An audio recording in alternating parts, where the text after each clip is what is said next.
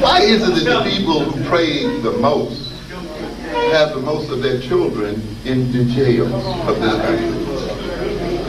Teach on it, brother. Teach it. Yeah. Teach it. That's, we need to ask those kind of questions. Teach that truth, brother. How is it that the people who don't see color to treat all people alike, who don't get into racism, that most of their children are in jail? And the other ones who see color, the other ones who deal exclusively with their ethnicity, their children are outside and their children are being fed and so forth. Is the reward then for not seeing color, for being non-racist, for not talking hate language, going to jail? Well, you better start talking hate language then. You know? Answer me this. Why is it? Okay, we'll have to. Why is it? You see, we talk about this business in this kind of situation. If God is no respecter of people, if God loves us all the same, not one group any better than the other, you get whole people being wiped out from the face of the earth. Did God love the Indians less? But no, you say he loves everybody the same. It's a dangerous kind of love, baby. Then it must say that God loving us all the same is not necessarily our basic protection. Because despite our being loved all the same and not one being held above the other, we see all kinds of inequalities in the world. And we've seen certain groups destroyed and wiped away from the face of the earth.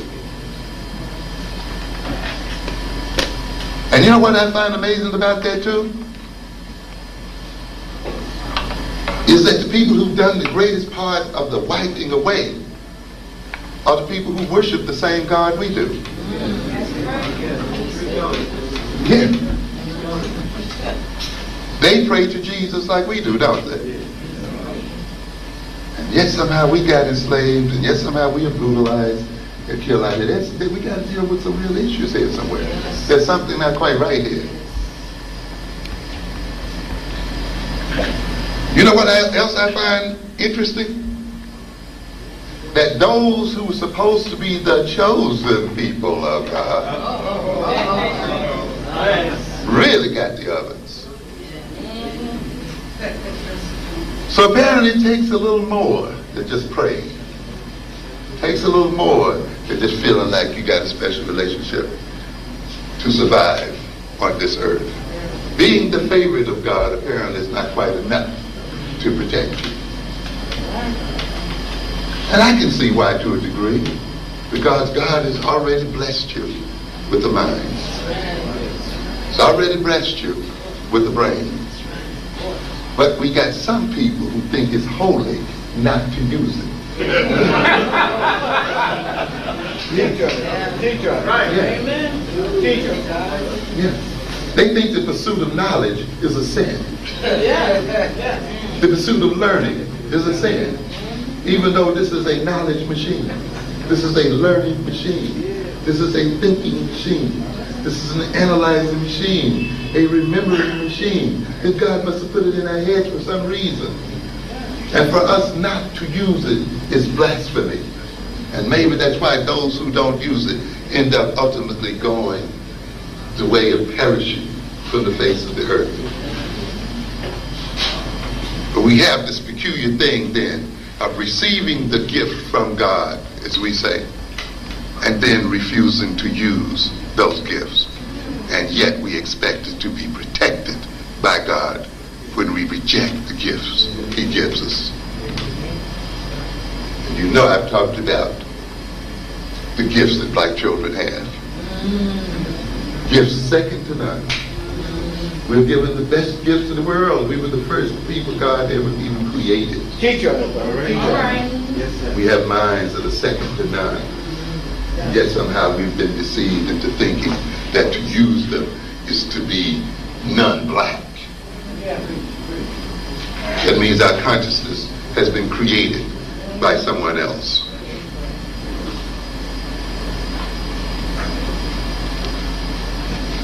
Consciousness then is a power.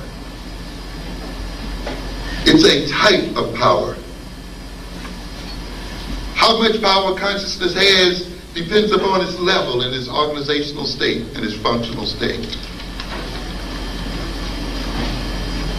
That's why other people who want to use other people seek to control their what?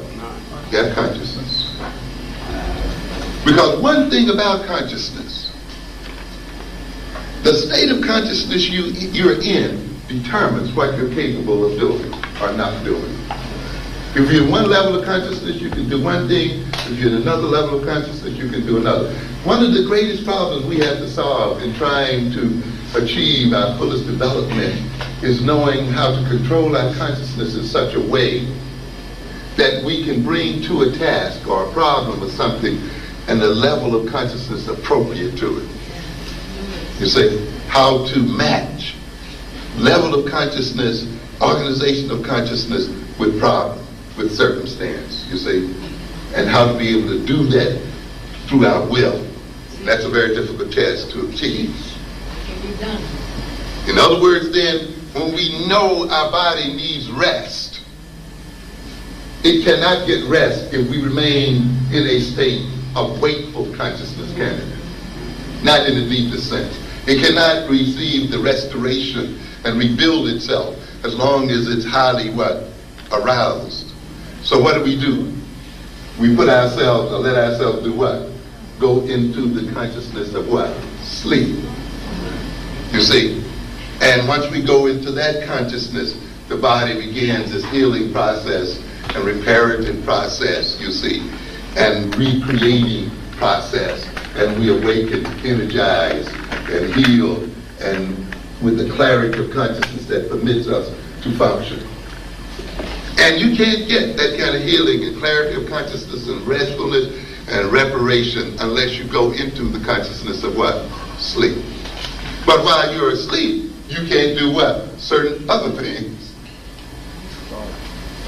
So there are things you can do when you're awake and alert and in that state of consciousness that you can't do when you're asleep. And there are things you can do when you're asleep that you can't do when you're in another state of consciousness. And there are many levels of consciousness, you see. And if we could recognize them and know what behaviors are related to them, we will be able to regulate our behavior in a very appropriate way by regulating the levels of consciousness related and correlated with those behaviors. And therefore, you see, consciousness enables us to achieve certain ends. It makes it possible for us to accomplish certain things. And when you are able to achieve certain ends and accomplish certain things, that means you're exercising power. Because power involves the ability to achieve certain ends against resistance. The ability to act in terms of one's own interests. Depending on the state of consciousness you're in, you will relate not only to yourself in a very sort of way, but you will relate to others in different sorts of ways. If you're in a state of consciousness that you call anger, your relationship to that same person when you were in love changes, doesn't it? Your language changes, your body changes, everything changes when that state of consciousness is in possession. When you're feeling lovely and all of this, the language changes, the body changes, and other things happen. You see? Therefore, people who want to control other people seek to control their consciousness. Consciousness is to a good degree a social product, meaning that it is created as a result of the nature of the type of social interactions we have with other people to a good extent. And when you look then at the consciousness of black people in America and of African people in the world, consciousness that we exhibit to a good degree at this point reflects the nature of the interaction we have with European people. And one of the major objectives of European people is to manipulate and control the consciousness of African people. And through their manipulation and control of the consciousness of African people, divert that power, which ordinarily would be the power of African consciousness, to their own use, and increase their prosperity and power thereby. The relationship then of the European man to the African man, to a good extent, is a relationship of Count Dracula to his victim. To suck the blood of African consciousness to maintain their own life. This is what it's about.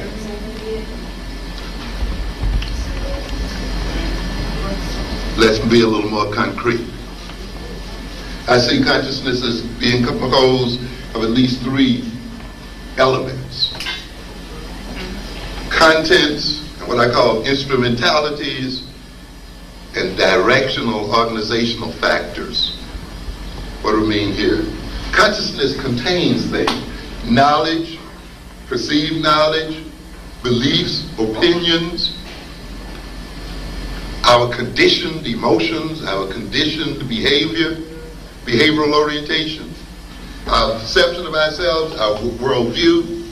Consciousness also has in it our unconscious drives and motives. We are driven by things we're not even aware of. That's part of our consciousness and the moods we are in. Consciousness also contains what I call the methods of information processing. See, it's not enough just to have knowledge and facts and beliefs and have them exist in your mind. That's sort of a static type of thing. You also now must find some way of using the contents of your mind. And you put them to use by processing them through using the instrumentalities of reasoning and thinking. You think about what you know. You organize what you know to solve certain problems. You bring pieces of knowledge and information together and organize that knowledge and information in a way to solve a problem. You recall information. You act in terms of what you believe. You use logic, critical analysis, deductive reasoning, inductive reasoning. All of these are means by which we work on knowledge and information and work on our perception of the world as we see it. Analogical thinking, conceptual thinking. We look at events that are going on in the world and we abstract a rule. But every time this happens, that happens. And we can even put it in an equation of some kind. X plus y leads to this, or x squared plus this, which can describe phenomena that occurs in the real world. It means we have abstracted from what we see in the world a rule, you see, and set of rules. We infer from what we see about things we do not see. We look at the implications of things. We use what? Intuition and so forth. All of these are the instrumentalities of consciousness, are the means by which consciousness operates on what it knows, what it remembers, what it perceives, what it even does not know, in order to achieve certain ends at certain points. The instrumentalities of consciousness express what we know and believe and so forth. So our personal skills, our intellectual skills, and academic skills are the means by which we use the knowledge and memory and all the other things we have. Our occupational skills, skills at learning and remembering. The other aspect of consciousness is what we call the directional aspect. It's not enough just to have the skills to process information, you see, and to organize it. You got to organize it for a reason, to achieve a particular point, to satisfy some value, some wish, or some need. You see, I was looking at a discussion here the other evening with a very esteemed public intellectual who apparently had the capacity to reason and think very well. He's been educated in philosophy. and who has apparently a good deal of knowledge. They were supposed to be talking about alternatives to black problems and black leadership. And I didn't see one black problem discussed at all during that little 2 hours. No issue confronting the black community was dealt with at all. Oh, but there was plenty of reasoning. There was plenty of knowledge being displayed there and so forth. But nothing in the sense of applying it to the end of liberating black folk. Applying it to the end of gaining freedom and enhancing the quality of life of black folk. You see, so even though you may have the knowledge and the content, even though you may know black history, even though you may know African history, it's not quite enough yet. Even though you may have the logical skills, it's not quite enough yet. You have to value African people. You have to value African liberation.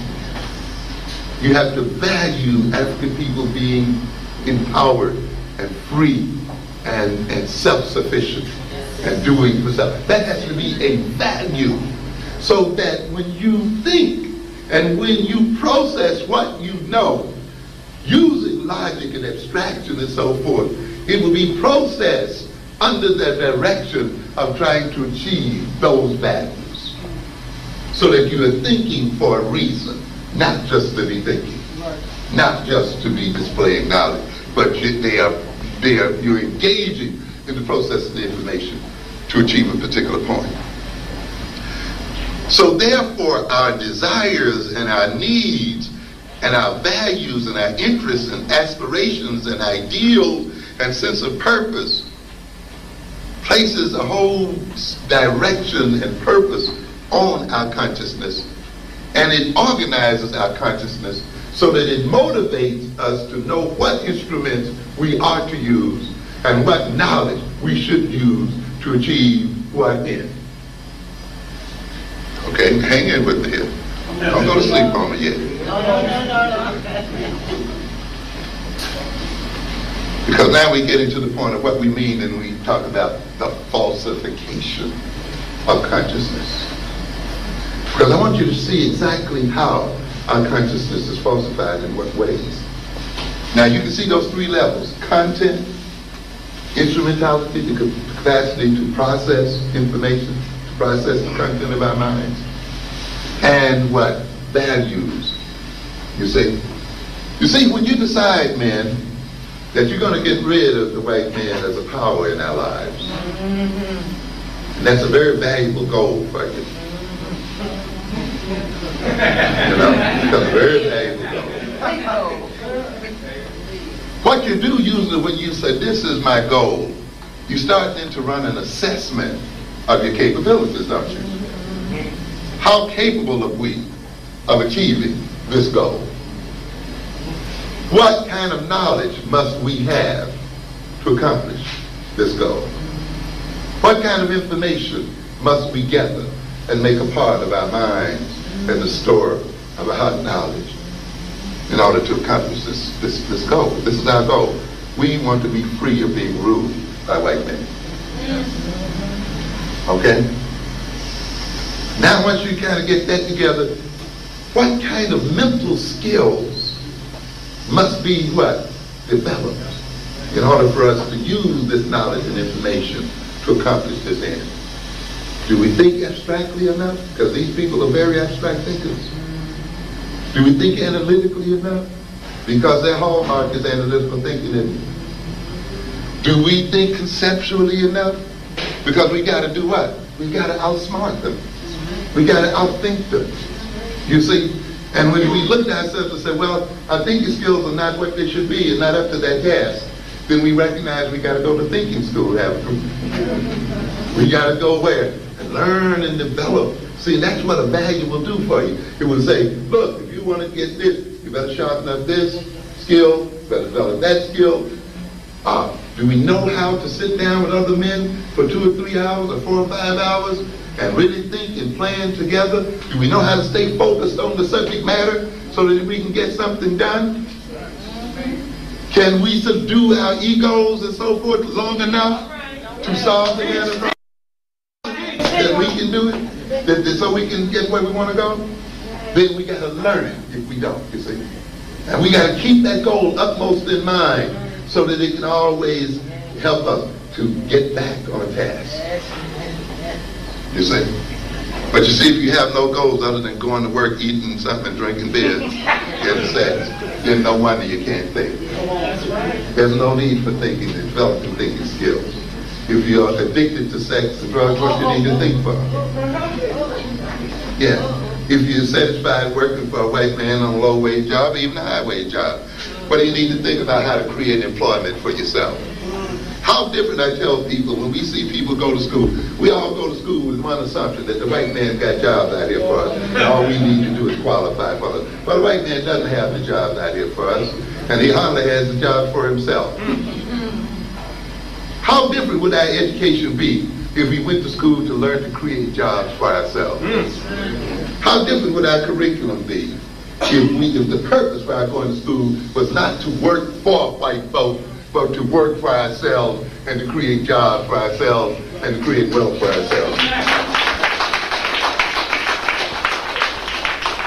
How different the content of courses would be that we take and so forth. You say, it's not about lowering standards. It's not about changing standards and the way these people talk about it. Teach. You say, it's about building up the appropriate standard. It's not about unequal education. It's about what? Appropriate education.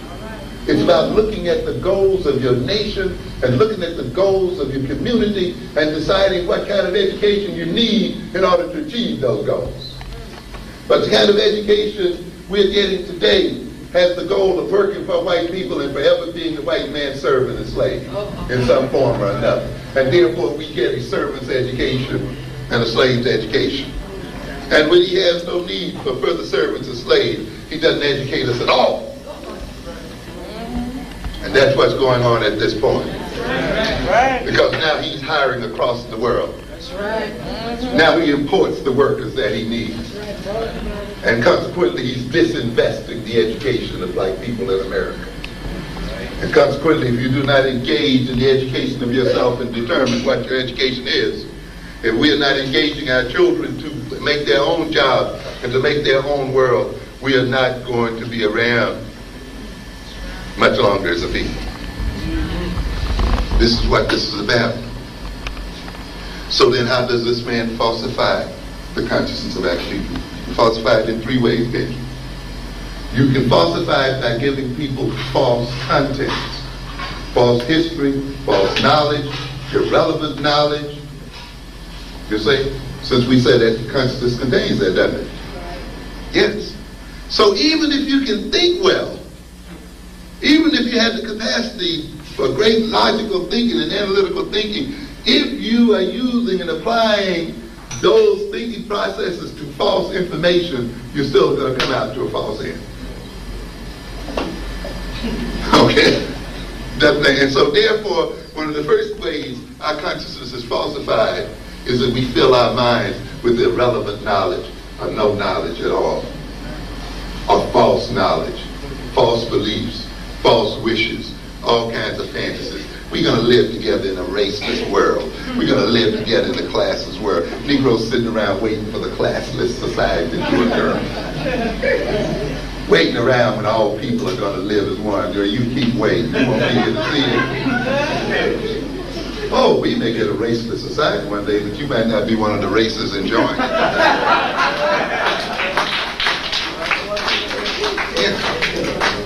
Yeah. But when you have that kind of fantasy, and that fantasy fills your head, when you think that the thing that's going to solve all the problems is that people love one another, you know, that they respect one another. You get a lot of preaching on Negroes on that behalf. Some of these public intellectuals, we must respect the humanity in each other. What the hell does that mean? How does that feed anybody? How does that employ anybody? You got some Negroes who engage in magical thinking. They think that if they teach their children to love all people, you know, I don't teach my children about color. I teach them to love and respect all people. And not to see color. Well, that's nice. Now that's wonderful. But tell me that this, are the other people teaching their children this? Huh? How is teaching your child this going to protect it against the people who hate you? Do you think by teaching yourself this, by some magic osmosis, other people are going to achieve the same consciousness? You're out of your mind. And yet we get some like people who think that. So they sit around the weakest of people, the most downtrodden of people, teaching their people how to love their enemies. And then wonder why they catch hell at every turn. Yeah, you can do that if you're willing to be dead and let people just run over you to the end. And if someone has convinced you that that's the essence of religious life, fine, it's all right. But I'm telling you, you see, we got a lot of people who are caught up in that thing. So therefore, our masters will put that kind of religion into us, you see, and they will see that as the essence of religion. I've told you many times that the major problem out here, the reason why our children are where they are, is the result of law-abiding, church-going Negroes. Yeah. And it's not the children and the youth who are the greatest criminal threat to the black community. It's law-abiding Negroes.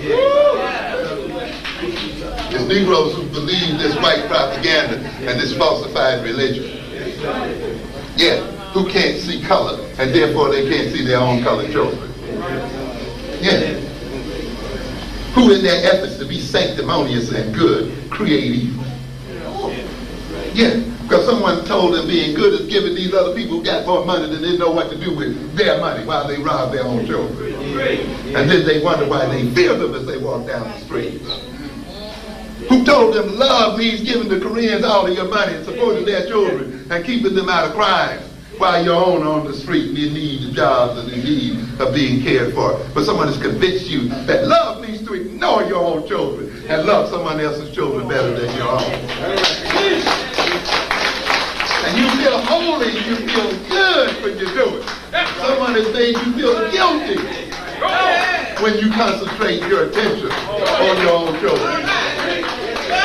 Someone has told you to love everybody. And you're so busy loving everybody, you can't get around to loving yourself. You can't get around to loving your own. How is it there are people filled with self-hatred and have not come to love themselves can appropriately love any other people? And yet we are asking the very people who've been most psychologically abused and destroyed to carry the whole world on their shoulders and to become the universal saviors of mankind. We got some joke out here talking about the universal values of Islam. To save the world. The Arabs don't need you to save them, Negro.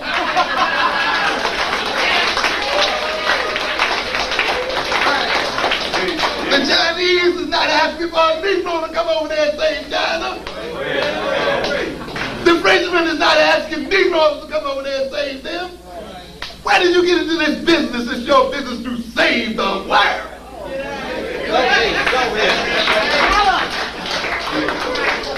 And that's why you can't do anything for yourself, because you're too busy doing it for everybody else.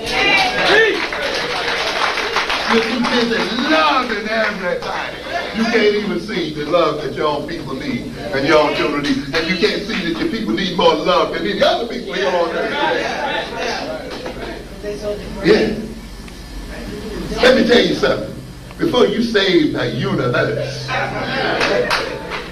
before you slave and love all people, love your next door neighbor. Save a black neighborhood. Save black people. And if you can demonstrate that you can save black people, that you can save your next door neighbor, that you can save your family, that you can save your son, then maybe the world will be ready to listen to you and ask for your help. But you got a bunch of Negroes who walk around here and haven't demonstrated their capacity to save anybody. And are talking about universal love, and we're talking about universal values. What the hell does that mean? And they're supposed to be superior to somebody who's committed their lives to African people. Come on. Who said, well, I see this people, and I'm a person of finite capacity. I cannot save everybody at once. And therefore, I will save this or try to administer this. But you're supposed to feel guilty because you've decided to save people. The most religious person is the person who gives charity to those who are most in need of it. And when you look at the people who are most in need and the youngsters who are most in need of charity, they're your own children.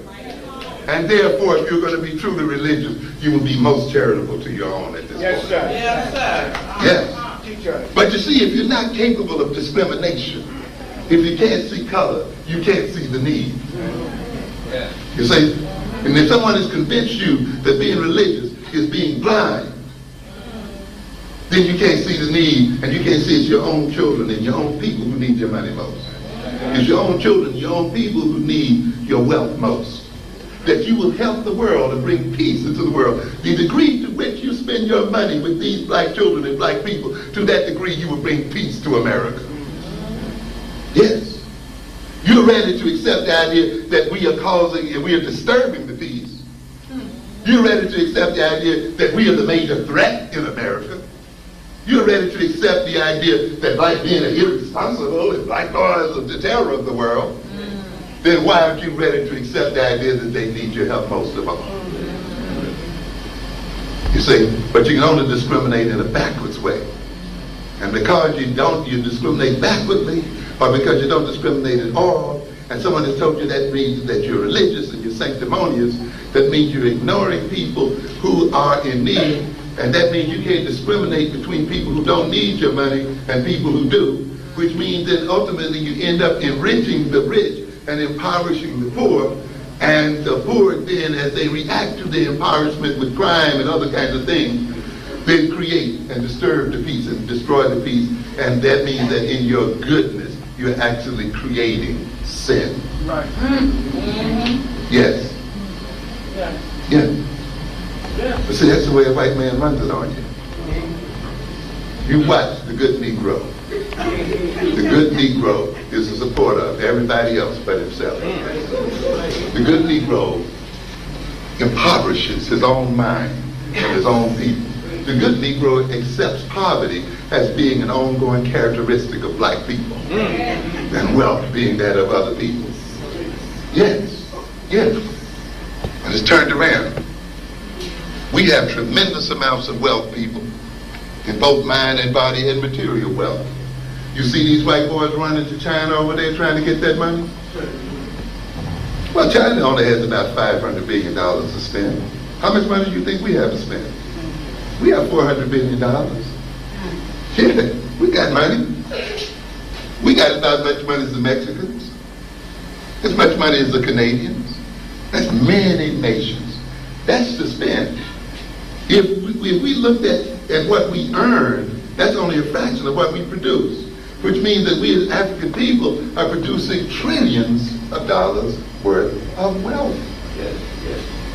You see, because an employer only pays you a fraction of what you produce, right? So if we're getting $400 billion through earnings, think how much wealth we must be what we must be producing. And we're not producing it for ourselves. Do you know a nation that has $1 trillion economy would be one of the wealthiest nations in this world? You'd be in the rank of Japan and European nations with that kind of productivity. But we see ourselves as impoverished. And we see our children doing the things they do out there. Why? Because we have misdefined the good. We have let some people put the wrong content in our consciousness and in our mind. We've learned irrelevant knowledge and call it higher education. We've gone to schools and paid $20,000 and $30,000 a year to be made ignorant and stupid and to be called being highly educated. Yes, we think that people who live off of us and suck our bloods are going to give us the kind of knowledge that would allow us to close our veins to them. That's crazy. The other way you falsify consciousness And so you see it here in newer schools, you see it all over. The missing of content. It's not enough just to fill children with knowledge. You got to fill them with knowledge that's relevant. It's got to be appropriate. It's got to be appropriate to solving their problem. And you got to know what your problem is. And you got to know that this educational system here is designed to get black people to solve white folks' problems. Okay? Now, if you're going to get an appropriate education for your children in Newark, you've got to look at your problems. You've got to look at the problem of African people. And if you see the problem of African people as poverty in America, being under the oppression of white people in America, being under the oppression of white people in the world, if you see Africans going hungry above their natural wealth, if you see us, look, that's our problem, that's not the problem of Europeans. An appropriate education then will prepare you to do what? Solve those problems. If you see a problem in the fact that we are not producing enough employment for ourselves, or we are not even producing employment for ourselves, then an appropriate education teaches you what? How to create jobs for self. That's what it's about. You don't give a hoot about what the other people call education. It's pointless. It doesn't matter. Let them get rid of this garbage they're teaching these schools out here. Yes, because what you're learning must have a reason for being learned. And you got to look at that reason first to know if what you're learning is appropriate. And then I don't think it's appropriate that black people learn only to serve white folk and to depend on white folk for their lives and for their protection and security. And yet, that's the essence of the education we're getting out here today. And consequently, we're going to get the kind of knowledge that's going to keep us dependent, that keeps us servants, that keeps us operating on the assumption that we cannot do for self, that keeps us in a position where we just give away and throw away our wealth and impoverish our own children, such that they turn around and kill us in the streets and kill themselves as well. That's how this thing is falsified then. And you see, this is only be done with a small group, which really, you got so many poor people in the world until if they stood up in a rank, they could just run over rich people and take everything they got. Why don't they? Because they fill their minds with ignorance, with false ideologies, with false knowledge, with irrelevant knowledge, such that they're not capable of doing it. And that's the position we are in. The African population is second in size only to China. There's no reason why we should even be talking about small business administration. That's right. We think small. If our businesses were proportionate to our population in the world, we should have some of the biggest businesses in the world. But we are letting our own authors be sold to us by white publishers. Talking about black literature, published by Macmillan and published by, and so forth. And they got these people are representing black people and black aesthetics. How are you going to be in the black aesthetics and black values and speaking real black people and you're enriching white publishers and white folk? Let's be real now. We got that kind of thing. And this is what we got going out here. This kind of game going on. Teaching white children. We got some jokers now who call themselves going to advise black leaders and provide alternatives. Teaching at white universities, and that's their reason that they receive the attention. You know what I call them? Usually just black academic manners. They're breastfeeding white children and the children of the wealthy. They think they can then come down and lecture to black people about how to run their lives. Get the hell out of here. And yeah, we fall for it. We fall for this nonsense. But that's what happens.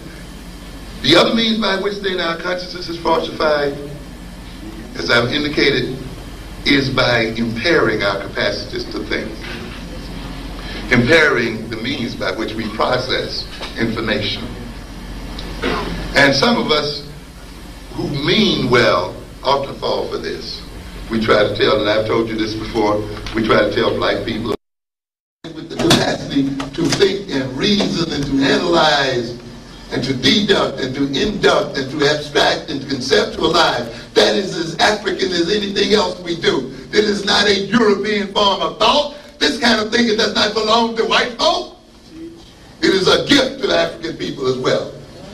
And I don't care how Afrocentric somebody is. Don't let them come in and tell you that to think analytically, to think abstractly and objectively is European and Eurocentric. It's not the mode of thinking that counts. It's for what you use the thinking that counts. There's no sin in thinking abstractly. There's no sin in thinking conceptually. There's no sin in thinking objectively. The sin is in what you're using this thought to achieve. If you're using it to damage African people, if you're using it to maintain the oppression of African people, then you're misusing it. And if you're not using it such that it maintains the oppression of black people, you're also sinning. I don't care how spiritual you feel. Okay? Because we're about more than spirituality. What is spirituality anyway? You hear people say it, use and throw the term out all the time. We are spiritual people. It's not spirituality. What is that? How are people fed? How are people clothed? Why do we throw away a whole half of our brain? For this reason. There's no necessary contradiction between being a rational and logical thinker and being spiritual. It's not either or. You're not in a situation where, well, if you're spiritual, you can't think. Right. You can't reason. In fact, a truly spiritual person is a clear thinker. A truly spiritual person is an enlightened person. A truly spiritual person is a knowledgeable person. A truly spiritual person knows how to use their thought processes, and they have mastered their thought processes and the other capabilities in their personality and know how to use them appropriately. That is the true test of spirituality, not some blind bumping your head on the floor and praying and kicking over benches.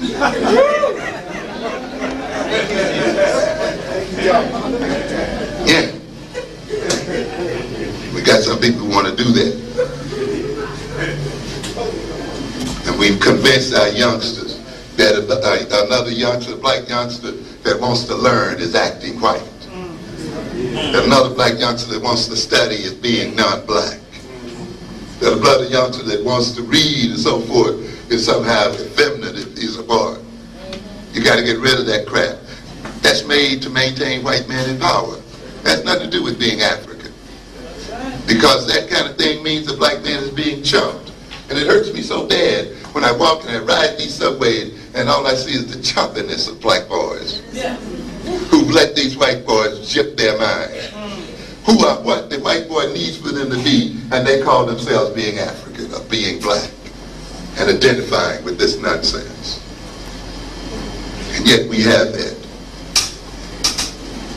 And so we see the schools not teaching our children personal skills, the skills of how to get along with each other, not developing the intellectual skills or the academic skills or the occupational skills and learning skills and so forth. If you're going to do a black curriculum, you've got to have thinking skills in the midst of it. You got to, along with the black history and the other stuff. And the other way the consciousness is falsified is by falsifying values. By making us value the wrong things. Yes. Making us desire the wrong things. Seeing our destiny in the wrong sort of way. Seeing it as being one lifelong consumer activity where we are obsessed by nothing but buying and eating and consuming again and again and again. Making us think then our purpose is to be the servants of other people. What then is an African-centered consciousness based on this situation? It's a consciousness that's based on relevant knowledge, knowledge relevant to African interests. It's a consciousness that has in it a knowledge of self as African people, a knowledge of African history and African culture, but also a knowledge of our enemies as well, and a knowledge of what they are about, because we need that knowledge to defend ourselves against them, to deal with them one way or the other. It involves that as well. And African consciousness then has the contents then that are related to the history and experience of African people, an appropriate set of opinions and self-perceptions and so forth that enhance our well-being in the world. And African consciousness is a consciousness that uses its occupational skills to feed African families and to create new jobs and other kinds of opportunities for African people. That develops its academic skills in order to develop the skills of the nation so that it can appropriately adapt to the changing of circumstances. To develop learning skills so that we can quickly learn about the changes in the universe and appropriately adapt to those changes, so that African people can remain free and liberated and self-controlling and self-sustaining. An African-centered consciousness then is a consciousness whose desires are regulated in terms of the interests of African people and the interests of African values, whose desires, when they are fulfilled, enrich other African people, whose values, when they are realized, strengthen other African people and strengthen the African race. They are values whose sense of purpose is the purpose of becoming one with ourselves and identifying with ourselves and loving ourselves as people. When we then get an African consciousness based on an African content with high levels of cognitive and spiritual and other kinds of skills that use this content to advance African interests, with values shaped by African people in the interests of African peoples, needs that when they are fulfilled are needs that strengthen and empower African people, then we would have achieved an African consciousness, an African-centered consciousness. And to the degree that we achieve an African-centered consciousness, and to the degree that consciousness is a power, to that degree we gain power over ourselves. To that degree we gain self-determination and self-control. To the degree that the values we produce and the values we pursue are values produced by ourselves and values that are related to ourselves, values that are not produced by white folk, values and desires not produced by white folk. To that degree then we escape their ability to control us, because they can only control us by controlling the things we value. They can only control us by controlling the things we desire. They can only control us by controlling the things we need. They can only control us by giving us a sense of purpose that's valuable to them. But the day the sense of purpose becomes a sense of purpose we have created out of our own selves, the values are values that come from us, the needs are needs that have been generated by our reality of the people, the desires are the desires that are befitting to us as a people. To that degree, whites lose control and power over us. To that degree, we regain possession of our mind. To that degree, we exorcise the demons that now possess our bodies and minds. And to that degree, we become the equals of any other people in the world. And we can stand shoulder to shoulder and face to face to any other nation of people in the world. We have not been created to be the servants of other people.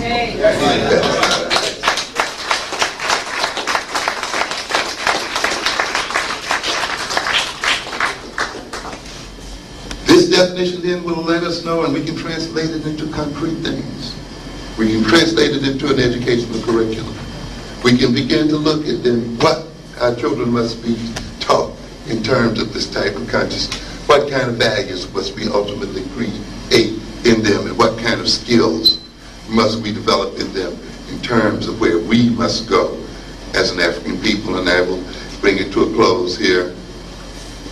You must begin to recognize that the position we are in today is not due to, some of the things people talk about.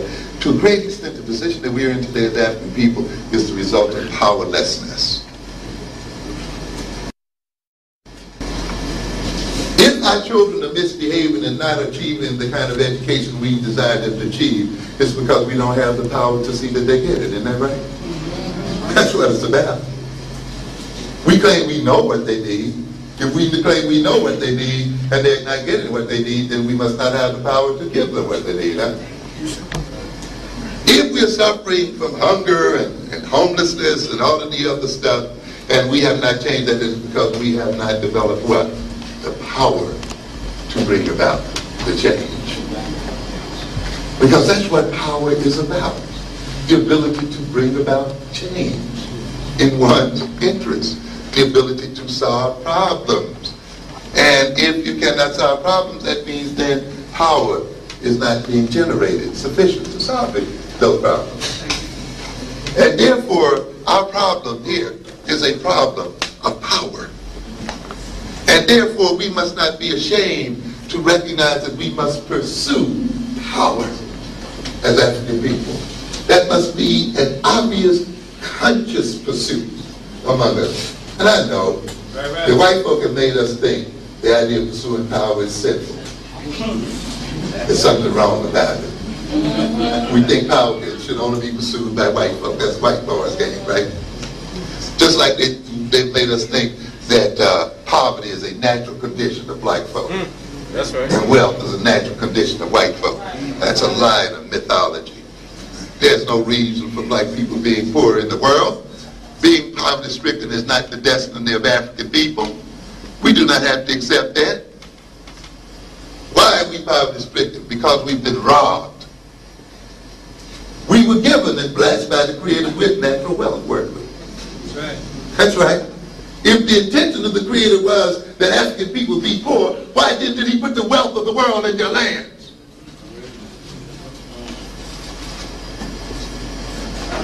Given that wealth and placed in the land, placed under your feet, placed in the soil, and then you dare to think that your destiny is to be poor. You dare to think the condition of starvation is a natural condition of African people. No. No way. If God intended it to be that way, then why wasn't the wealth planted somewhere else and put somewhere else? And that means that if we were blessed with this wealth and we are not using this wealth, that means again we permitted somebody to falsify our minds. Because as I told you before, ultimately the wealth of the people is not in their land. The wealth of the people is ultimately in their head. The wealth is here, not in the land. Not in the land. The Japanese have no wealth in their land. And yet they are a powerful economic nation. Why did I tell you that? You know what? If you got a good mind, you can rob people's land. You can take people's wealth. So that mere having the wealth is not going to do anything for you. You got to have the capacity to what? Defend it. To use it. You see? But if it's given to you and your mind is not appropriately developed and your consciousness is not appropriately developed, other people who may not have anything but a mind, but a consciousness, will enrich themselves off of it. And this is what is happening to black folks. We are not poor because God has not been good to us. God has been abundant to us. We are poor because we've let another people deceive us. We are poor because we've fallen from mythologies. We are poor because we've learned the wrong kind of knowledge. We are poor because we've let our brains be impaired and atrophy in our heads. We are poor because we don't dare to love ourselves. We are poor because we don't dare to pursue power and dare to be independent and self-controlling and self-determined. We are poor because we don't have self-confidence and self-love, not because we don't have wealth. We look at the African nations today. What's the situation there? What's that situation there? We talk about those. It's amazing when you study the starvation in the Sahel Desert, when those people were starving. Do you realize they were shipping out great deals of food at that time? Do you realize that they were shipping food to the world? In fact, their highest levels of shipping beef and other foods were taking place at the very time they were starving? Do you realize that many of these nations where the people are going hungry are actually shipping all kinds of food to the world? Do you think the African people in the Sahel did not know how to prepare for droughts, when they've had centuries and centuries of drought occurring again and again, that they had to learn over time how to deal with that? Do you think the drought that occurred in the 70s was the first time they had droughts over there? Talk about this. When you read that Old Testament and you read about Joseph interpreting the dreams of the king, you recognize that they were dealing with the issue of drought then, didn't you? The king said, I saw 7 fat lambs and 7 slim ones. Whatever, right? He called his wise men in and interpreters in. I said, what does this mean? They couldn't figure it out. No Joseph walked in. Oh, this means you're going to have 7 lean years and 7 what? Fat years. You're going to have a drought that's going to go on for 7 years, and you're going to have 7 years of plenty. And what does that mean then? That you got to what? Store up your food during the 7 years of plenty so that you can survive the 7 years of hunger. And they had more food than they knew what to do with. They even fed other people from their stores. But this is what the Sahelian Africans were doing.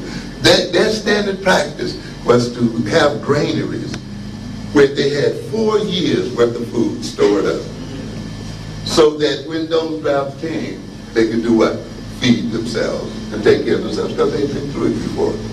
But in came European agribusiness. In came so-called cash crops.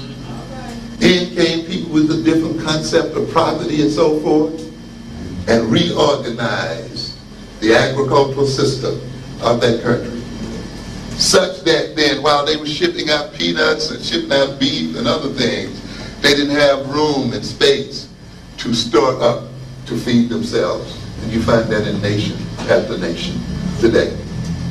People who by one means or another have had their consciousness twisted in a way that they can't even take care of their very bodily needs as folk. Yes. Why are the African countries poverty-stricken and debt-stricken today? Is it because they don't have the wealth? No, it's because they have the wealth. You rob people who got money. You rob people who have wealth. You can't rob poor people. That's right. Poor people who have nothing, you don't get nothing. You rob people who got something, right?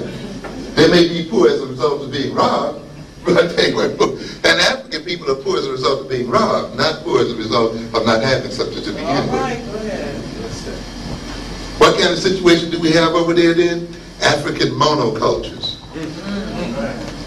Selling cocoa beans. You can't even eat the damn thing. But yet that's the only source of your wealth.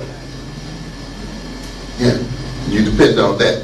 And you plant every possible acre in that, so you know how to have room for a crop for your own family.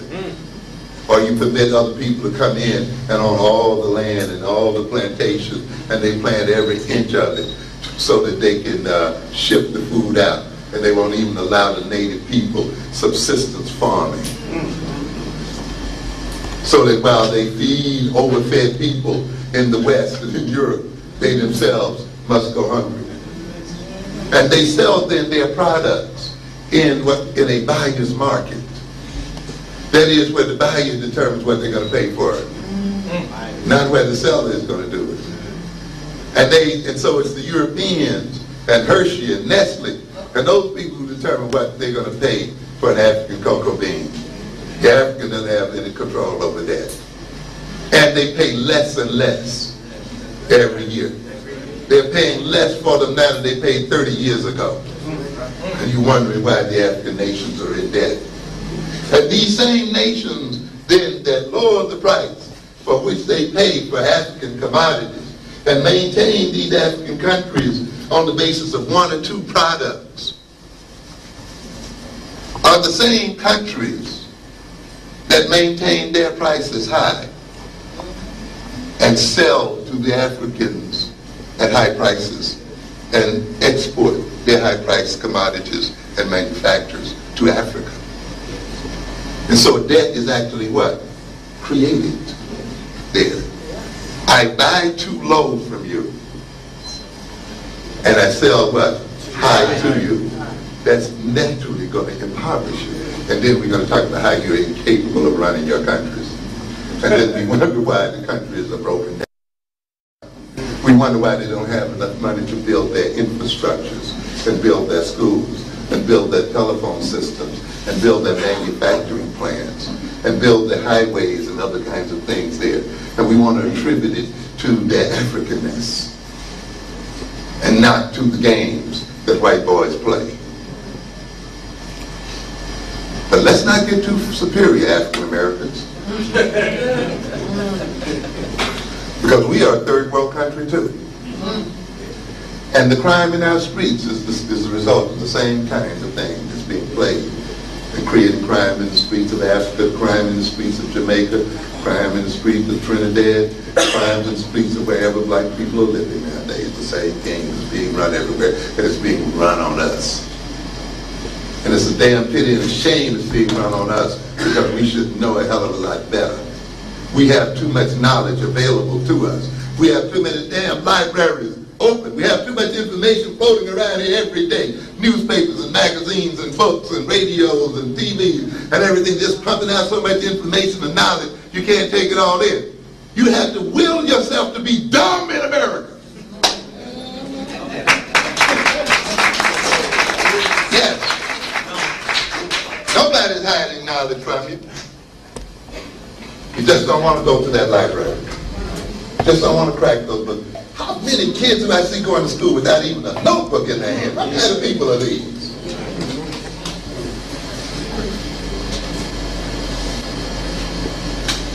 And in a sense, we are even more jittered than our African brothers and sisters, because we have it available. It's here for us. We got the computers. We got the knowledge at our fingertips.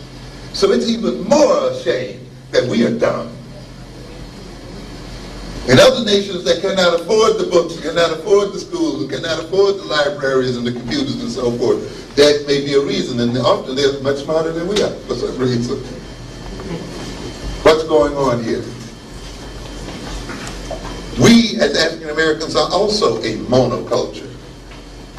And what is our sole commodity? Labor.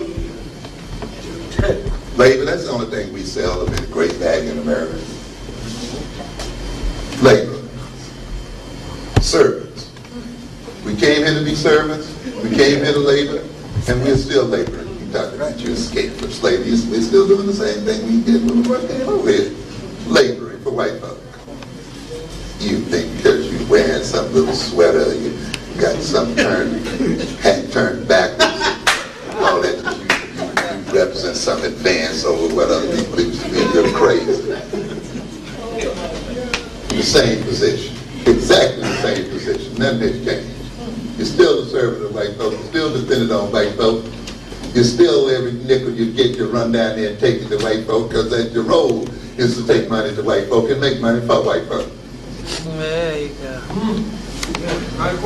And what's so pitiful, you're willing to kill other black people to do it.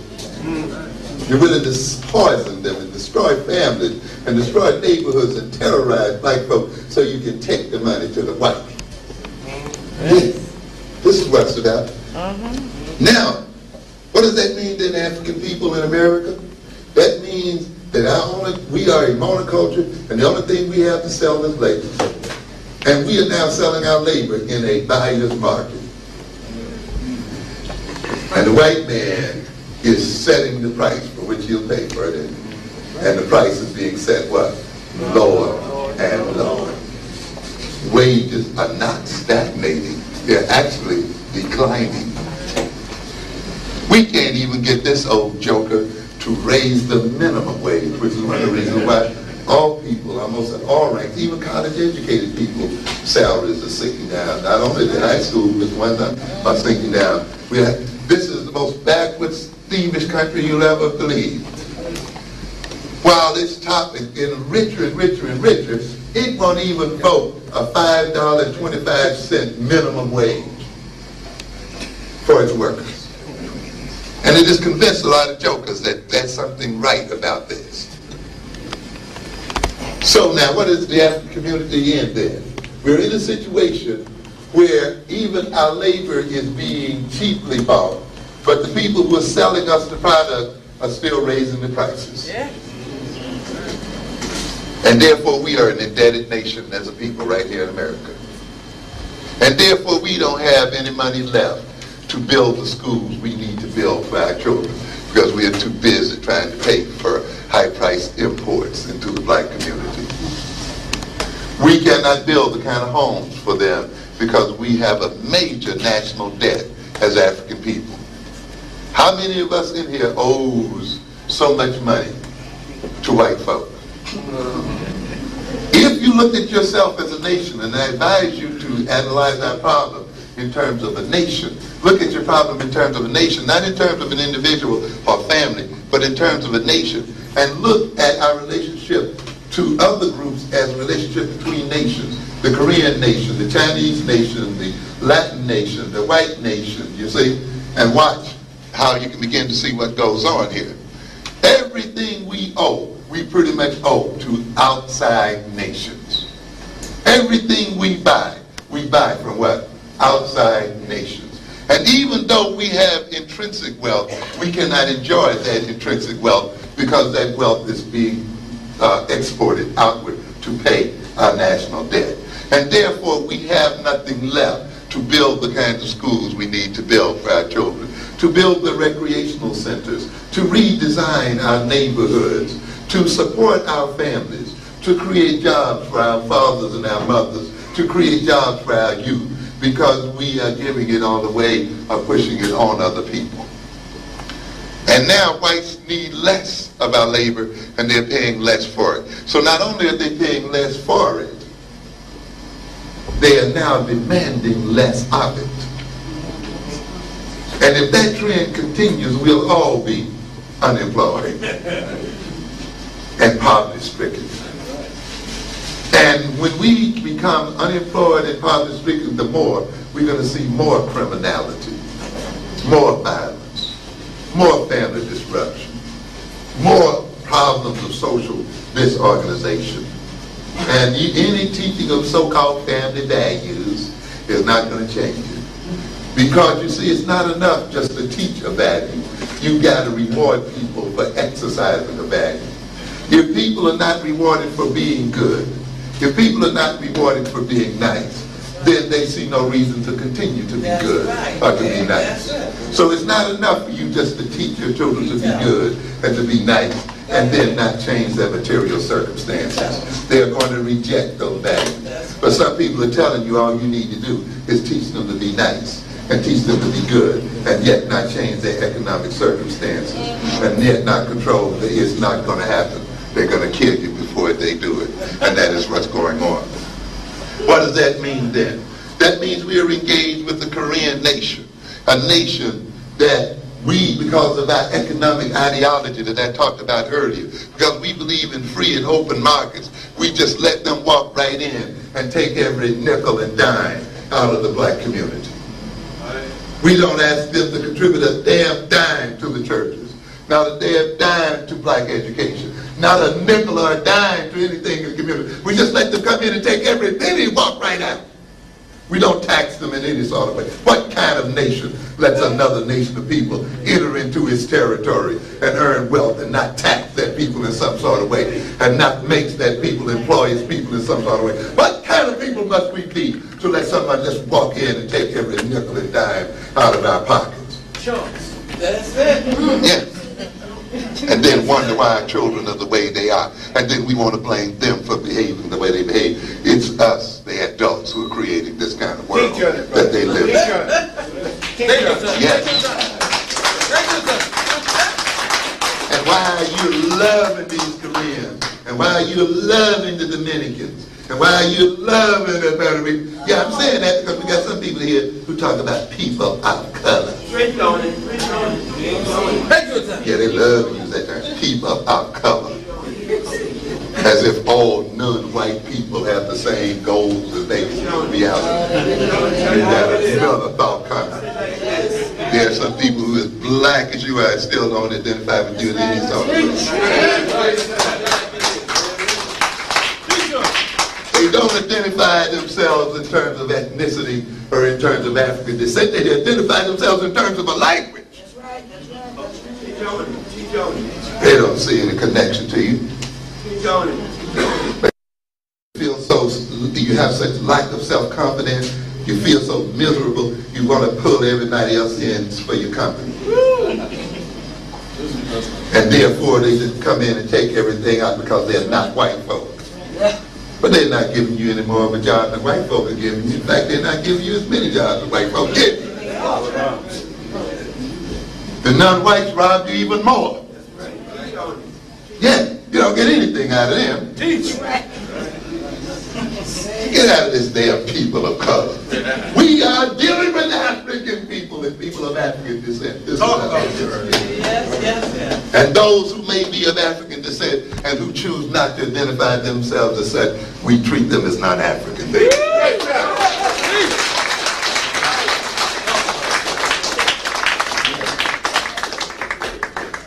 So we have these nations. They come into our communities and we let them in. You know, they wouldn't come in if we didn't let them in. They come in and we let them in. Take everything out. And then we cannot go walk into what? Their nation and do that. They're going to block you at the border. If they let you in, you're going to leave something there, baby. There's somebody that's going to come around and extort you. You're going to have to pay some protection money. Yeah, you're going to have to pay something. You're not walking out of there with every nickel they got. They're not going to see their children starve and die in the name of Christian love or some other stupid thing. I'm telling you. They walk 10 miles around you not to spend a nickel with you. That's right. They try as hard as they can not to give you one red cent if they can help it. Yeah. And therefore the African people are blocked from the markets of other people. Yes. And then we let them in and block us from our own market as a people. And consequently we are frozen out on both ends of the deal. And we wonder why the community is collapsing. We wonder why we can't take care of our families. We wonder why our men cannot maintain responsibility to their children and to their wives and to their loved ones. It's no mystery. It's no big psychological, complicated issue. It's an issue of economics, an issue of the way we perceive ourselves and the way we relate to the world. And we can change that. But we must achieve an African-centered consciousness. We must achieve an African-centered identity. We must not give a hang whether people love us or not. We're not in the world to be loved by others. That's their problem. It's not ours. And our first effort there is not that of being loved by these other jokers, because they are loving us to death.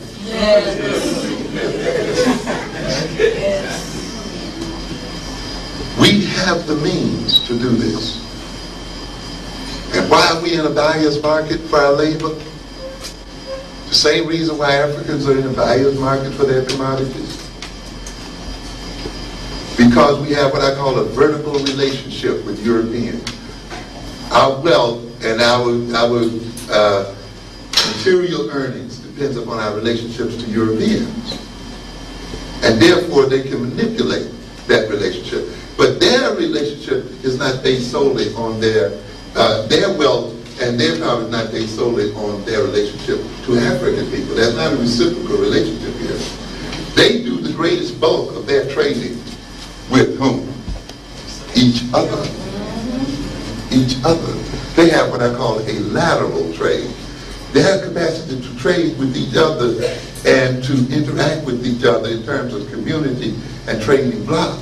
Gives them a weight and leverage against others, you see.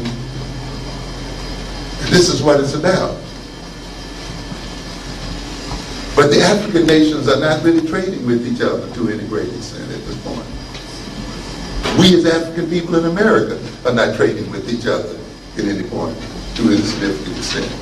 If we were a major portion of the creation of our own wealth, we could then begin to demand the kind of prices we need in terms of trading with other people. But if we are not trading and enriching ourselves through cross-trade, through internal trade, through having control of our internal markets, then we are at the mercy of whatever other people choose to pay for our goods and our services. If we do not control something of value, then we cannot punish or reward other people. Because you can only have power when you have something other people want and something other people need, and you can control it and give or withdraw it based on your own needs and so forth. But if you control no wealth, if you control nothing of value, if you own nothing of value, you make your market valuable by not making it openly accessible to everybody. So to enter it, they have to pay a price. And to get out of it, they have to leave something, you see. And so no nation stands up and just let its borders remain open to be taken by every other nation. And ultimately, one nation or the other tries to capture some vital resources, some vital human resource, a mineral resource, or some other kind of resource that it can use as leverage against other people.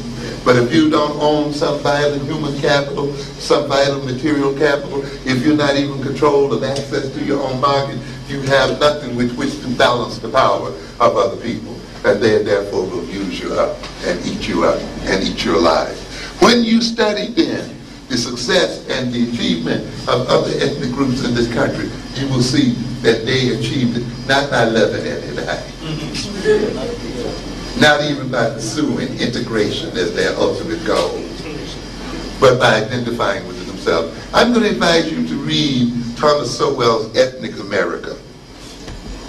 I don't recommend hardly anything else he writes. It was amazing he wrote such a book and came out the way he did. But particularly read the story of the Irish. Read that. Read this situation. It's of such, I think it's so valuable, because sometimes you see we are so close to our own problems as black people.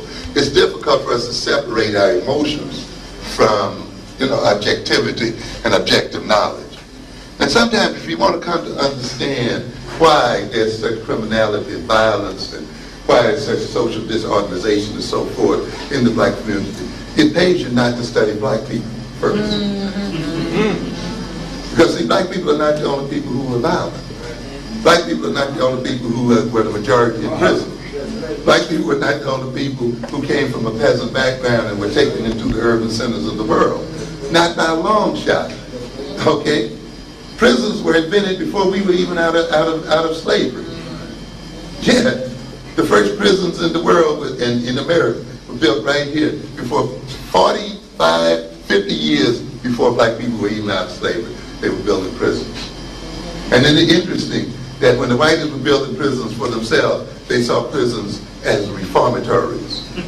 And they carefully designed the prisons. You should get into the old prison literature and see how they tried to design the walls, the architecture, and everything was perfectly designed to try to rehabilitate these people and bring about their rehabilitation. You should go back and look at all of these parks. You look at Central Park. If you read the history of Central Park, Central Park was a social rehabilitation project. They determined what trees they would plant in terms of what effect they would have on people's minds. How they would plant them and how they would place them. And I'm talking about white folk, because white folk were today yet. You can't imagine the kind of planting. They tried to plan the cities and lay out the streets and build the whole thing in a way to shape the consciousness of people, you see. Because America was being inundated by immigrants and foreigners around the 1830s. And at this point, the urban areas were growing at an extremely rapid pace. Prior to that time, America was a rural nation. And at this point then, America began to become an urban nation. And the very urbanization began to threaten the integrity of the country. America did not know how to deal with these urban masses. And these were white masses. This isn't the first time the cities have been seen as an endangerment to the life of the nation. The first time they were seen as an endangerment to the nation were when the Irish and the Italians and the other ones were inhabiting these cities. And do you know how social work came into being? It came into being to deal with the orphans of white folk and the broken families, white folk. Do you know how the YMCA came into business? The YMCA came in to try to protect these country white boys when they came into the city, to try to maintain their values in the face of the city. Do you know how the Sunday schools came into being? You think they just came into being as a result of the church? There was a whole Sunday school movement in America as a way of trying to rehabilitate the wayward white youth in the cities of America. Do you know how juvenile courts came into being? They came into being to teach the Jewish delinquents and the Irish delinquents. That's how they came into being. Do you know that adolescence as a concept is an invented concept that was created to deal with the wayward youth of white America in the 1800s down to the turn of the century, right into the 1920s? Because these gangs, these white gangs, had control of Newark, New Jersey. These white gangs had control of Philadelphia. These white youth gangs had control of New Orleans. These white gangs was roaming across New York City in the thousands and tens of thousands. White girls were on the streets of New York City at 9 years old. Half of the Irish families were without fathers. Half of the children were just pushed out in the streets by their families, and their fathers abandoned the families. Since when did you identify these things with being black? Because you have not read American history, and you have not read the history at all. You're too willing to believe the worst about yourself. And you'll let other people tell you any damn thing because you won't go and learn. And I'll tell you now, it's not enough just to read black history. You've got to read the history of this nation. Okay? And how do our sportsmen and spokesmen sit in front of a white interviewer on TV and is pushed to explain the behavior of black folks? Explain your behavior. Why do you kill? Why do you murder? Why do you enslave? What am I here on the carpet for? Explain to me why there's so many fatherless children. Well, tell me, why were there so many fatherless children in New York City that were of the Irish extraction? Why were these girls at 9 years old loaded down with syphilis? Yeah. There you go. Yeah, talk about it. Let's deal with it. Why were these people out here with their outdoor toilets in the backyards, with the sewage flowing over, racked with disease, such that when they would move in the neighborhood, the whole neighborhood would move out. Even black folk would leave out the neighborhood. Why were these people overrun as they were brought into this country with disease, with tuberculosis, cholera, and all other kind of diseases that had disappeared from America? And therefore people knew that when they would come into the neighborhood, you had to get out, or else the whole neighborhood would be plagued. Why were these people living in apartments that were built for one family, and they cut the apartments up into smaller size and put several families in it? Why were mothers and fathers, I'm talking about white folk here, There you go. why were mothers and fathers and children all laying up in one bed, in one room? Why did they have little boys' hotels where they fed them pork and beans and let them sleep standing up in a halter for 12 cents a night? Huh? Why were there thousands and 10,000s of white women on the streets of New York prostituting and begging? Why were these girls out there attacking and stealing and doing and cursing and doing all the other things that they were doing? You hadn't heard about that? Why do you see these old buildings with iron bars over the windows and so forth? Who were they protecting their contents from when black people weren't even in the city, huh? Look and come alive and see what was going on, ladies and gentlemen. This was what was going on in America. Why is it now today then, in an effort to save their youth, the whites then defined adolescence as a separate category from adulthood and gave it special characteristics and created a special court for these children? And nowadays, now that the black children are the ones that are the center and focus of criminality, they are redefining adolescence out of existence and saying now that they're going to treat 12 and 13-year-olds as adults. You must understand the politics of crime and understand the game that is being played here. You have to see that. How do you explain the fact that the word Irish and criminal was meant the same thing. Yeah, like today, black and criminal mean the same thing. You think this is new to you? Why then were the Irish overrepresented in the prison population of America, where the vast majority of prisoners were Irish in America? Huh? You didn't hear about that? Why did people get elected to political office running against the criminality of Irish people and running against the criminality of foreigners and strangers? So that you had the American Party, these so-called know-nothings, who elected several governors, who elected many congressmen, who took control of state legislatures running against the criminality of these folk. These Irish people weren't even seen as white people by other people. Why then did you have the shanty Irish and the lace curtain Irish? Why then did we talk about bourgeois blacks and the underclass blacks? Huh?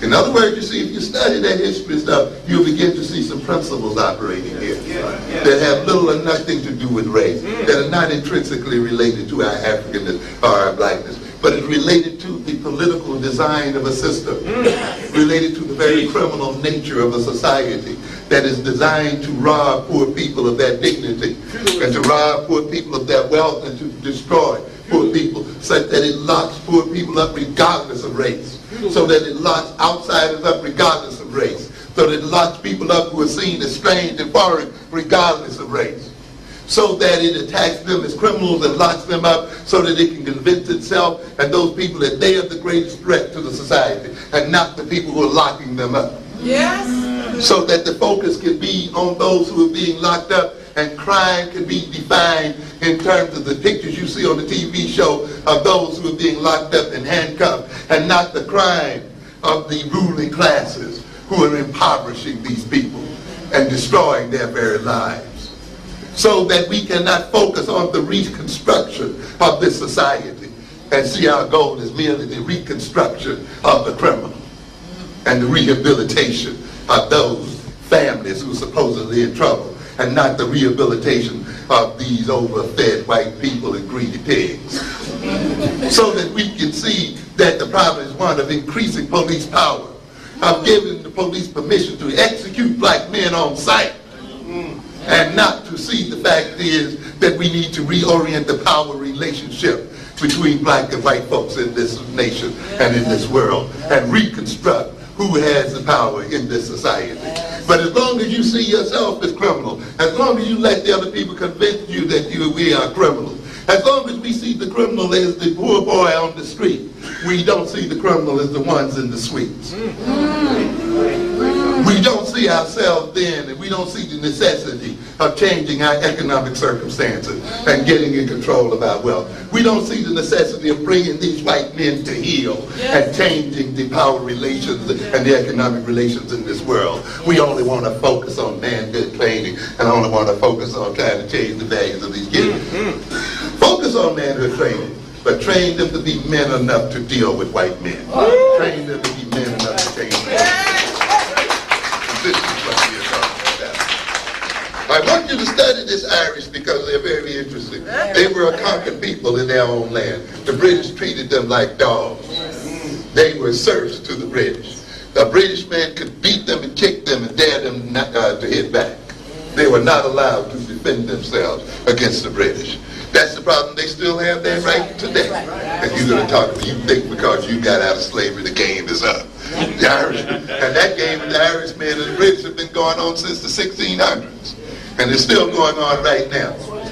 Yes, the British man could send for an Irish man's wife and sleep with her at will. He could send for his daughter and sleep with them at will.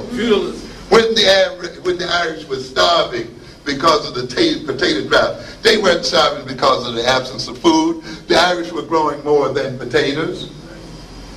At the very time they were starving, they were shipping out all kinds of corn and cereal crops.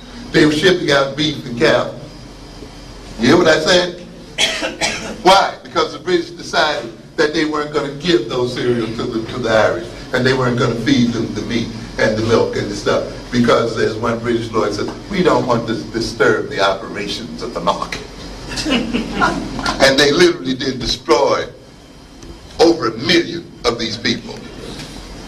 The Irish population was half what it was in 1914 compared to what it was in the 1830s. They were literally being decimated. And you think you're going to arrive at some peaceful relationship with these dogs. You got another thought coming. But because you don't read history, you can fall into that kind of victimization. And we would just love one another. What are you talking about? We would just respect you. Come on. Read the history of these people and understand who you're dealing with. These people are not open to appeals about love and not seeing color. They are looking at that dollar. And that's the only thing that counts. And if it means that your life has got to be forfeited for them to get it, they're going to do it without thinking twice about it. They shipped these people after they were starving them to death. They wouldn't let them vote. They wouldn't let them be elected. They wouldn't let them practice law. They wouldn't let their children be educated. They couldn't even own property for a good while. They shipped them over here in ships, cargo ships. And they only had a space of 3 feet by 6. Yeah, you think we were the only one packed into these holes? They packed them into these holes and stinking filth. And there was only 3 inches between 3 feet between ships. They couldn't even hardly sit up straight. The women had to go and cross the sea literally sitting up all night and sleeping, sitting up all night, because if they fell asleep in the wrong position, they were had. They had to sit there and fight off the rapists and so forth as they came over. This was what it was about.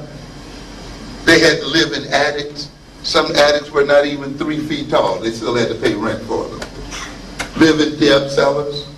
Live in alleys and build houses in alleys. The garbage was more than knee-high and ankle deep. The sewage was open trenches and flowing into the street. When we got to New York, things were a hell of a lot better than they were for the Irish, I'm telling you. Yeah. And why am I telling you this? I'm telling you this, and again, just because there's some very interesting parallels here. People who've been degraded, who were enslaved and degraded. Okay? And yet we look at where they are today. You see? Yes. And look at the power they exercise today.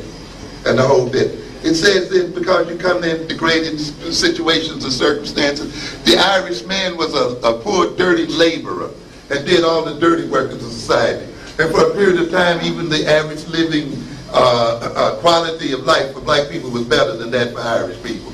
In fact, the white boys would give the Irish men work to do that they wouldn't even give the black slave, because they had an investment in the slave. Yes. They would have advertisements, Irish need not apply. Oh yes, Irish had the highest rates of insanity, the highest rates of alcoholism. Yes, yes, you heard of the Fighting Irish of Notre Dame? You think that's a play name?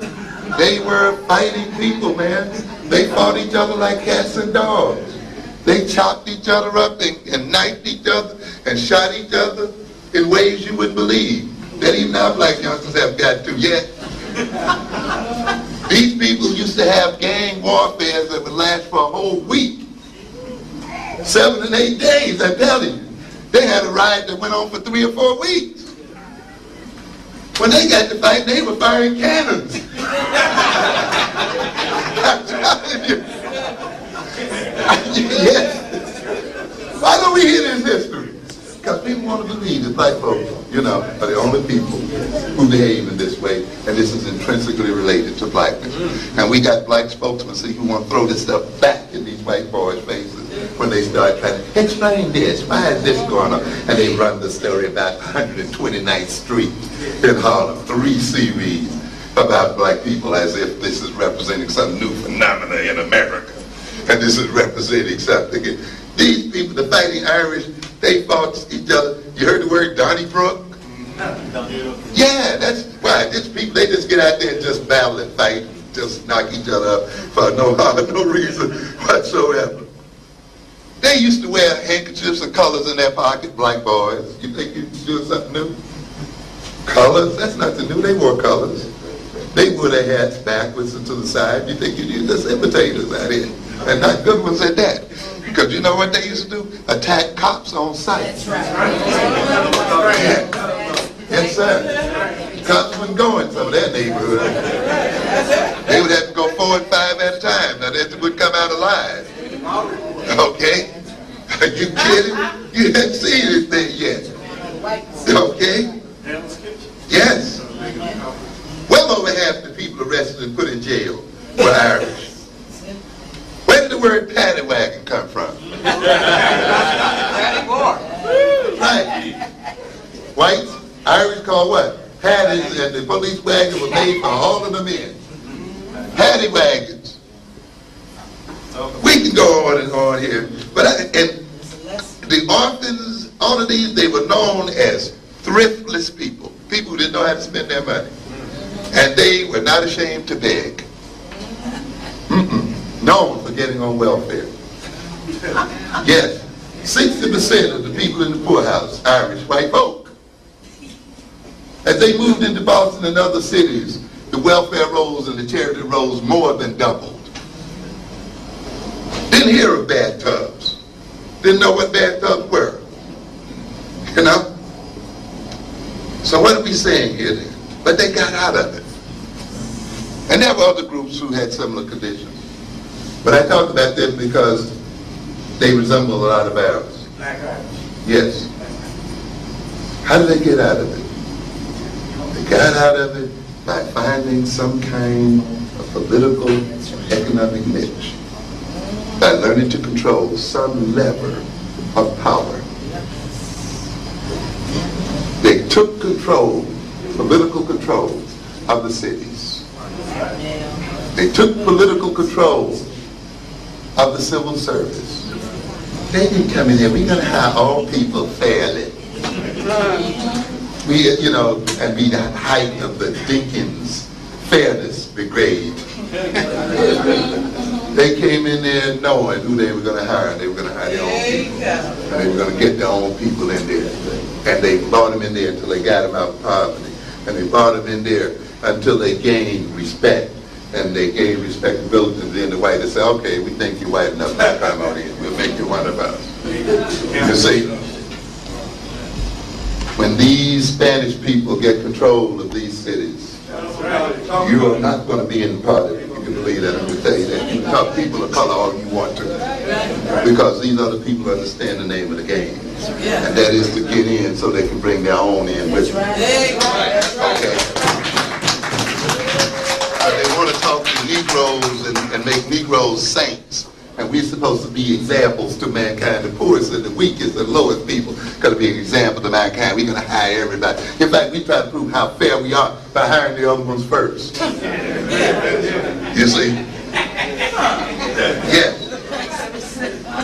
And one of the things that the Irish were noted for, and one of the other reasons why they were fighting Irish, because they'd attack everybody that wasn't Irish too. That's right. Because they had immense solidarity as a people. Immense identification one with the other. And they had been fighting these British so long. And they had learned how to deal in subversion and so forth until they ultimately used the skills for their subversive activities against the British and the skills that they learned in organizing their resistance to the British. They transported it to political skills that they used here in America to advance their interests, and even represented areas that weren't even Irish. And still had control of the areas. And what's the point here that I'm getting at, ladies and gentlemen? We're even in a better condition than they were as a people. We even now, as black people, have more to work with than they had at that point. Then what is missing? The major thing that's missing then is an African consciousness. Yes, sir. Is an African solidarity, is an African identity, and an African-centered purpose, and a commitment to the advancement of African people. The only thing is missing is our failure to see ourselves as a nation, and to organize ourselves as a nation. To become a nation in America, to gain control of our internal markets in America, to gain a good significant amount of ownership of the mainstream economic system. We don't just want to own the moms and pop stores in the black community. We want to own them downtown. We're going to own them in the malls. And not only are we going to own them downtown in the malls, we're going to own good chunks of Xerox. We want to own good chunks of IBM. We want to own good chunks of colonized with their cheating self out there, overcharging black churches and everything. They even overcharging the people who pray a lot. And despite all their prayers, K.I.K came right in and hiked their bills right up. And we got more churches than anybody. I guess that's why they charge us more. In the future, what is going on here today is that corporations will literally be sovereign in the world, not governments. The NAFTA agreement, the GATT agreements have transferred the power of governments to international bodies so that these international bodies will be able to overrule the U.S. Congress. They will be able to overrule the U.S. Supreme Court. And if there are trade disputes and other disputes between nations, if United States laws about pollution and so forth are seen as hindrances to trade in the world, these countries can take the United States to an international court and have that court have the United States to abrogate its own environmental laws and other laws in the interest of world trade or penalize the United States.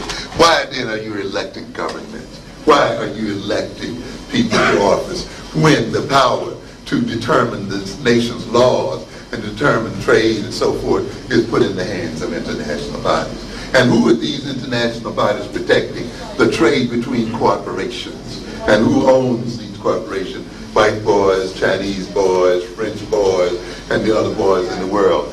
If then the corporations are going to be ruling the world, then we must be major owners in those corporations. We must be in a position to see that if they make moves, we can protect the interests of our people.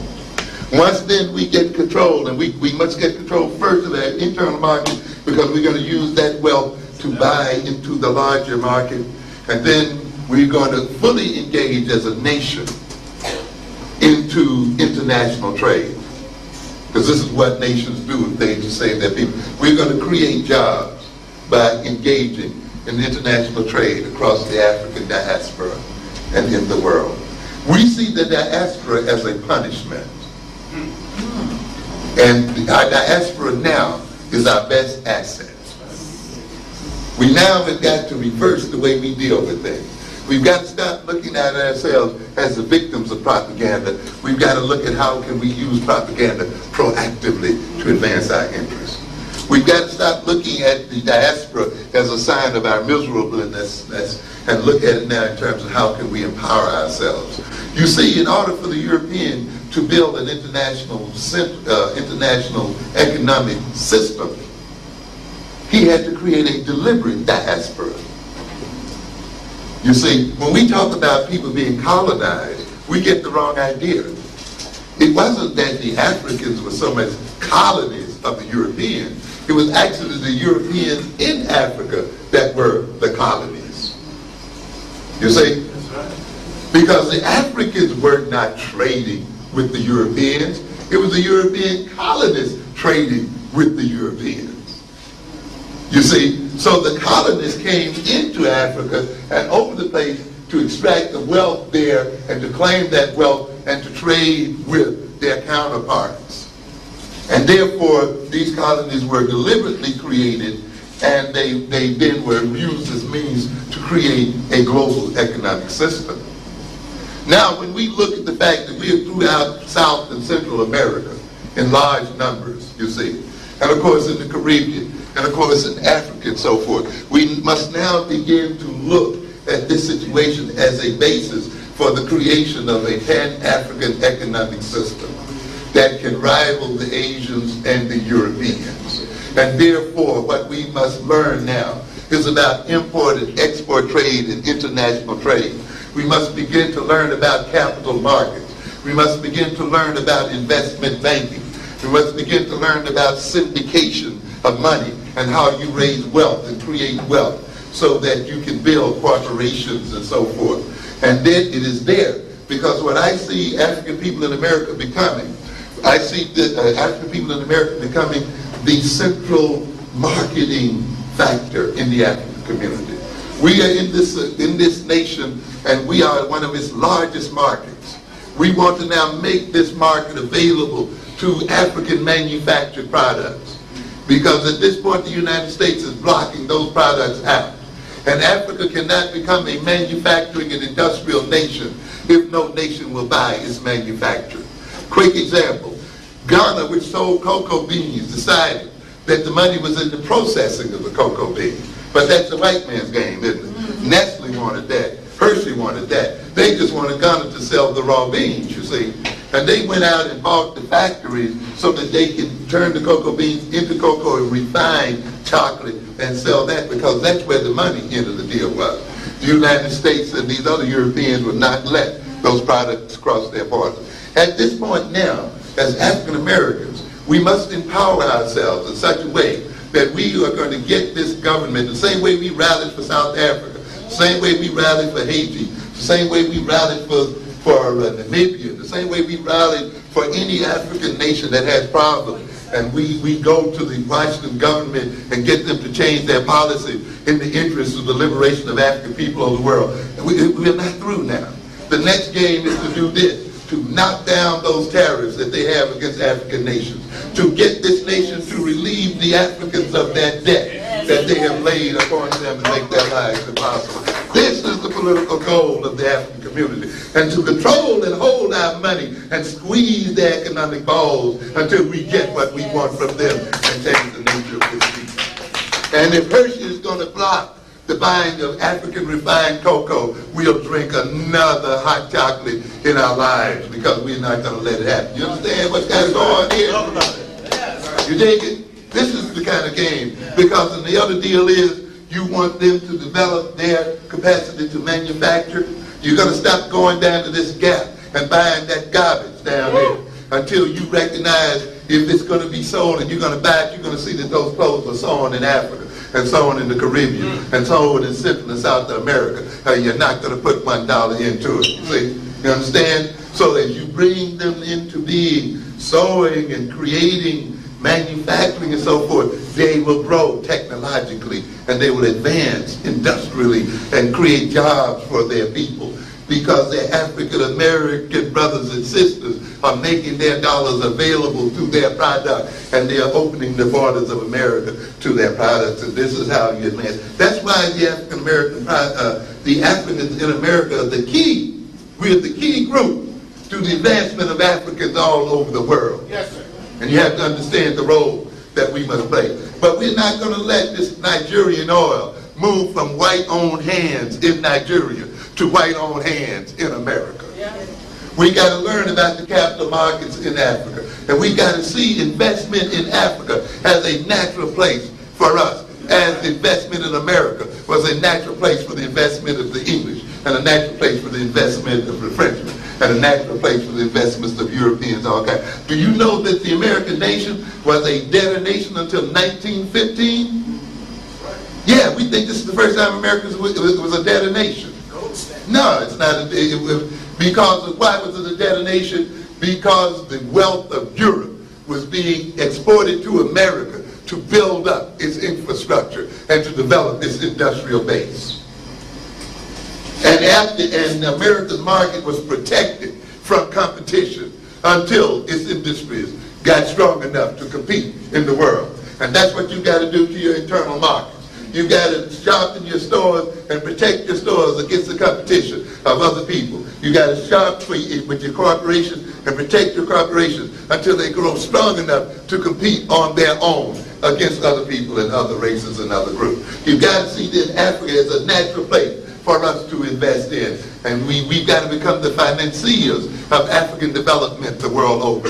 And we've got to become the marketers of African products in America and in the world. We've got to become the designers of product. We then will play a role in the totality of the African political and economic system. And every African product, manufactured and otherwise, should move through the hands of African people in America. And we should be marketing them to the Woolworth and to the Walmarts and to all the rest of these gangsters. If they can sell irons made in China, and there are 10 times as many black people in this country as there are Chinese, then they can sell irons made in Nigeria.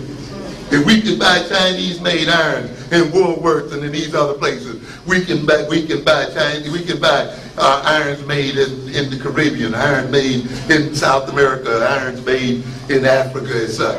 And we can see stamped on the made in Nigeria, made in Ghana, made in here, made in there. And those irons and those products and those cheap fans and all that other stuff can be wholesaled by African Americans and sold and marketed by African Americans, both through African American retail and European retail situation. And therefore we create jobs for African Americans here in America, and we create jobs for Africans the world over. We got it. All we got to do is take it. Thank you for your attention.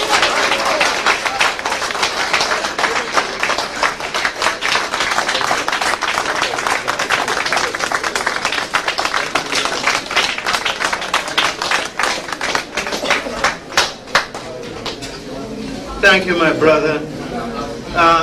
Sister Francis, you kind of come to the front. Sisters and brothers, we have some important announcements to make. Let's thank the brother. We hope to see everybody back here next week. Where was there? Okay, thank you. His son is Jonathan. Okay. He died before he finished. Okay. Okay, we're done. We talk to you here. My name is K.I.K.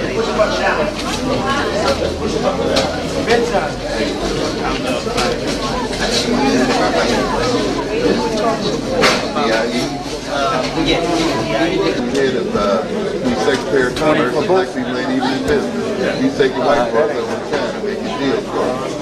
Okay? You got another part that heads the Department of Agriculture, black people ain't on the farm. What are we talking about here? So the idea of electing people to office and getting appointed to office without being connected to power is appointed. That's what I'm saying. Understood. Oh, okay. Thank you very much. Sisters and brothers, I'm going to ask you to ease the brother. Besides being tired, he has to go back to the Bronx. Put your name in. That is my name. Okay. I'm first. You have one taking the plan. Chance to win. I read that. That's an excellent organization plan. It's an excellent organization plan. It says you can take 4 or 5 people, and that's where the seed starts. Right. Okay. Because the That's where we start. See, I'm having problems trying to get them 4 or 5 people who think like-minded. Do something. Sit down. Well, maybe you're starting with wrong people. Maybe you have to start working with an earlier generation on some other level. Okay. But is that how you start? What would you suggest? Because the masses don't make revolutions. No. It's small groups of people. Small groups. And motivate and mobilize masses. So I and just make put that on a national chartering, like on a Marcus Garvey thing? Yes. A perfect example. And see this book on philosophy. Opinions of Marcus. Not that one. That's another one that he has. I know what you're talking about, the leadership thing. Yeah, and he talks about the one that the Nation of Islam used. the whole curriculum that he had laid out in that use of propaganda. Oh man. And where he had, now the other deal is I got it out. what I call geometrical growth. Case. And what does it mean? You don't worry about getting 10 people. They'll come in. Look, if you get 10 people, that's fine. Thoroughly trained. Don't Excuse me, bro. What you want to do is what we call train trainers. Okay. If you can train 10 people, and they can train 10, you got to have Chance says 6 to bring in 3 more. So don't try to get big crowds. Even if you can do 4 or 5, and they can do 4 or 5, you quickly multiply it to 25. Within a year or 2, 2,000 people right across the country. That's where I'm at. I'm tired of talking this time over. Well, you see, the other thing, it's not that we're talking. Yeah. We're not talking about the things we need to be talking about. We need to talk about this. Now, what you're talking about now is organizational principles. And what we need to study there is to study organization and to answer the kind of question that you're talking about. Okay. See, it's difficult to lecture that kind of thing. Would you be willing to sit down with some people, you know, think like that and want to work and grow or something like that? I'm always open to that kind of thing. Brothers, let me continue. Brother has to go to the Bronx. Which book do you have? Books you have? What book you have on that? Which, when I tell my thing? Yeah, that's really coming out of the next one. oh, okay. Yeah. To a degree, though, you get a beginning of it in Falsification of African Countries. All right. That'll start.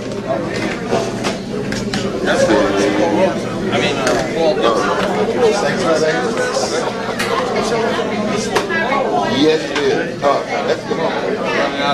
Going out of the city, Almost the same. Give me a special call. Now, this is my own stuff.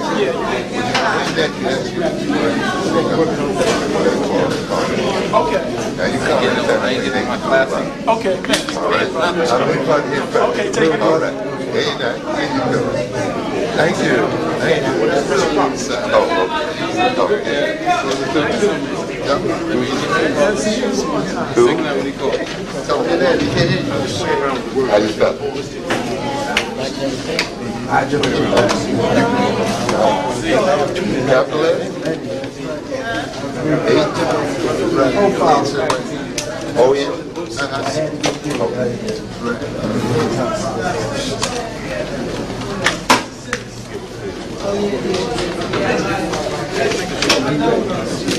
Oh yeah, I have. Definitely. Oh yeah.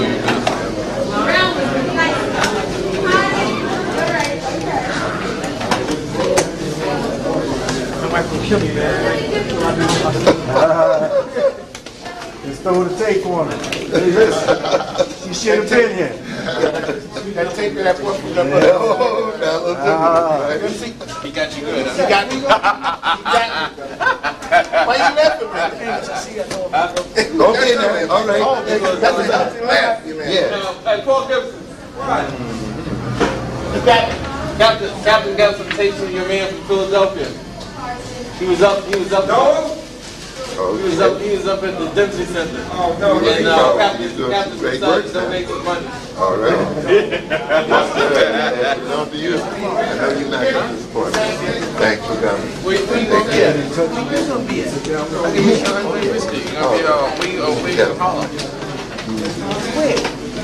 I'm 21st in the Senate from the home state building. Yeah. You gotta give me a card. You gotta let me know definitely. The plan that Bookman has. Tell you what I do.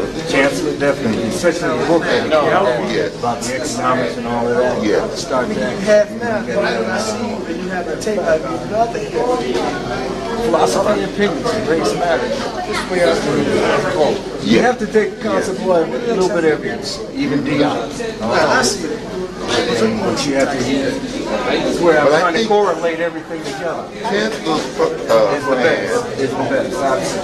is most complete and very well thought out. Okay, well, how would you come up with a charter for other people to live under certain principles, like you said, values? Because that would have to be, any organization would have to have a value system and have a charter and laws and bylaws for people to live by. Well, then you'd have to do that for your own original group.